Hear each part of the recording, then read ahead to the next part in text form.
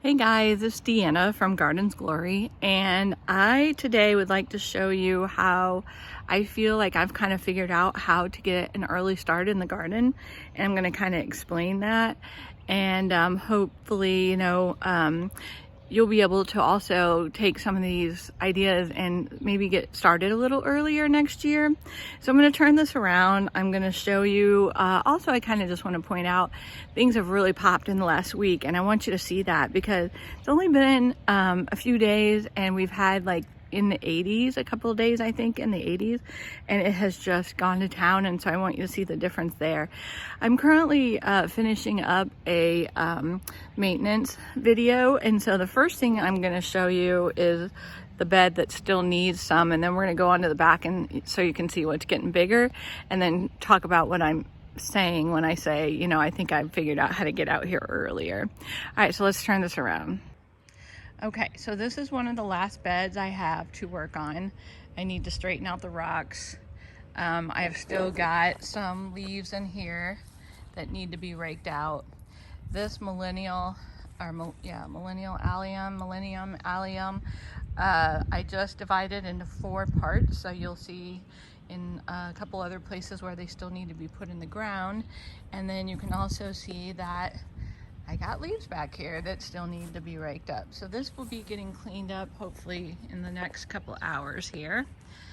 This is my hydrangea. It's a Pinky Winky and it's leafing out really good now, and I just love that thing there. It's so pretty.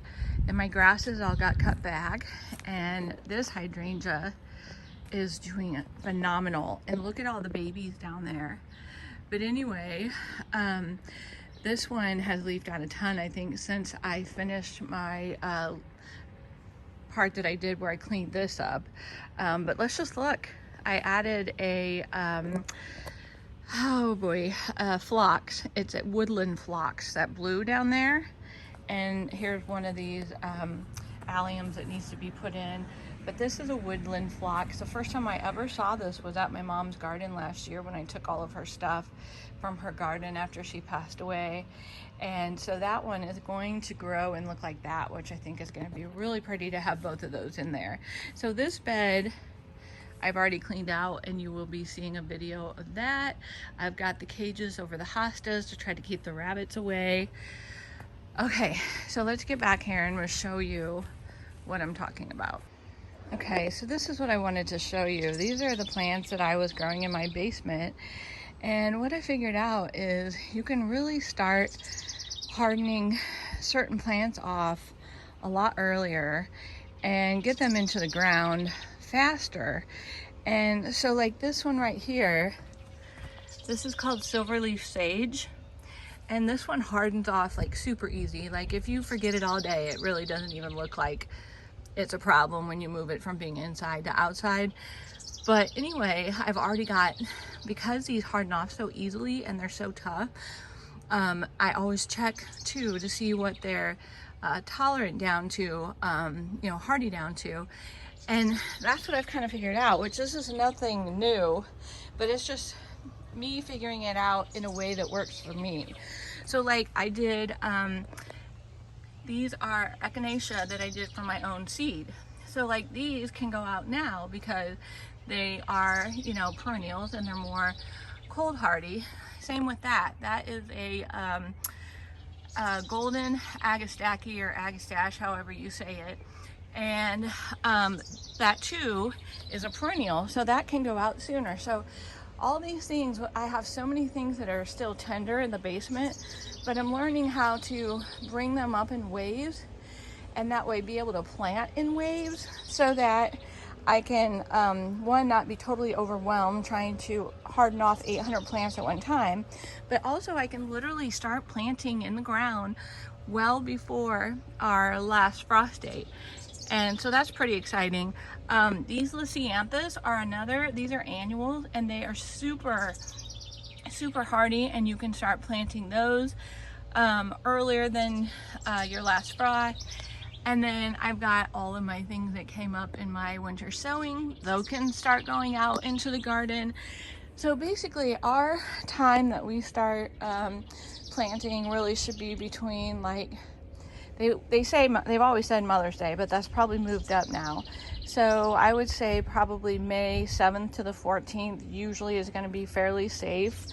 But it's neat that here we are in the middle of April and I've already planted a lot. So I just want to show you what I've already got in the ground. All right, so we're over here in the bed that I normally do mostly my annuals and cut flowers. So if you look at this, you can see I've already put in, these are called 20 rose snapdragons, and snapdragons are another one. I mean, sometimes if you have a fairly warm or, you know, nice winter, they'll even stay a little bit green here in central Illinois. But I've already got the snapdragons hardened off and out here. This is a blue marble calamitha, which is a perennial, and so I already got it hardened off and in the ground. There's another one right there, and then I got another snapdragon back there, and another golden agastache back there. So let's keep moving this way. So I want to show you this. This is that silver sage. And I thought that it was just an annual, so I was totally expecting to have to always plant those. Now, granted, there are annuals that sometimes do make it through, and I think they're called temp perennials. But anyway, look at this. This silver sage made it. So then what I did, let me step back so you can see. Sorry about the hose. See how I planted another one right there and another one right there? So these are ones I just grew. So wouldn't it be so cool to see that beautiful blue white right there, nice and full here and full here? And then another thing I wanted to show you is these poppies are all in back. See all the poppies there, poppies there, poppies there, there, even some up here. These I all put down when there was snow, like a couple inches of snow on the ground, and they've all taken off. Just for fun, I gotta show you, I got a new Kinsley Ghost. Oh, so excited about that. Can't wait to see that baby grow. I would think it's probably gonna grow fairly quickly, and it seems to have not had any shock from being planted. Another thing that seems to be really taking to early planting is that is a verbena bonariensis. And those have just done really well. I hardened them off. I noticed, I thought, wow, these are making it down into the low 40s. So I thought, let's plant it, see how it does. Doing great. I'm gonna show you a few more over here. So over here, I wanted to show you guys that I went ahead and put in some of those verbena bonariensis. And again, I planted these. They are just taking off. They didn't, you know, it's been getting down into the 40s, sometimes low 40s, and they're just totally fine. And then these snapdragons are actually my own snapdragon seeds. And these are taller ones. The ones I showed you in front of the fountain are short. These are taller ones. And then this is a blue Fothergilla, and it is, I thought was dead because the rabbits just ate the crap out of it, and it is leafing out. So I don't think that'll be a problem to have these, you know, annuals around it, especially since that's kind of wimpy at the moment. I did notice something this morning that was exciting. I'm getting right there, that is a Joe Pye weed. Pretty excited about that. I want to show you another one that's doing great because it is a perennial. That is a blue glitter euryngum. And so, you know, when you do from seed perennials, you can start planting way before your planting time, which is so fun. And there's another golden agastache. Here's my sad little coral bark maple. I think this whole part has gone kaput, which is really sad. I want to show you guys this. Look at this right here. I love this view. So this is a Japanese maple, bloodgood Japanese maple. And what I want to ask you guys though and show you is this. Here is my glorious clematis. I got one on this side and one on this side. What I want to ask you is all of a sudden it will start, all the clematises in the garden do this. They all of a sudden go wilty, and then that area will die off. And it always breaks my heart a little when that happens, because I mean, this thing is just going to be so beautiful. Look at all the buds on here.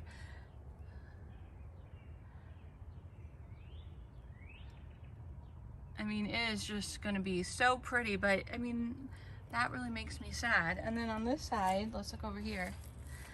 Same thing. See this? See where all that has already died? If you have any idea what is happening with this, at first I thought it was dying off down here because I thought the rabbits were eating it, so I put cages around it.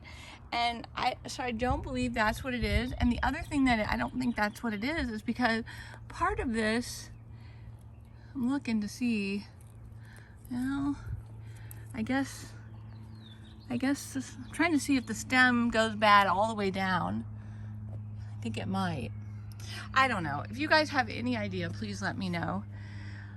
Oh, I love it. It's so beautiful. Right now it's about 70 degrees, perfectly sunny. Things are really just flourishing. I will tell you, this is really getting to me. Sick of this fence thing being around it. I just want to be able to mow and, you know, be able to walk through here and the dog be able to move. So my husband is going to put down more seed. We do have areas coming up that are looking pretty good. Unfortunately, the dog has figured out how to get in here and walk on stuff, which is also frustrating me. But anyway, this will get fixed and eventually this will look much better. But for the moment, we'll just focus on this. Okay, so I am just hoping that you guys will see that, you know, even if you just did like maybe, you know, just 3 or 4 trays of seeds, you could get into your garden super early by doing what they call cool flowers, which there is a book on that if you want to learn more about it, and by doing perennials so that you can start gardening before everyone else. All right, look at this last thing. This will probably be my last lilac bloom. I had to take all of my lilacs out because of borers. You can see the hole right there. There's plenty more when that came from. So anyway, we will be taking this as the last one that needs to come out. It looks decent right now, but what will happen is all of these leaves will turn black and they will just fall on the ground and the thing will be basically bare by fall. So I've tried doing things for it, it won't work. So we're gonna take it out and we're actually gonna replace it with another, one of these. This is a purple smoke bush. So that's what I have for you today. And I hope you guys enjoyed this video and I will see you in the next one. Bye for now.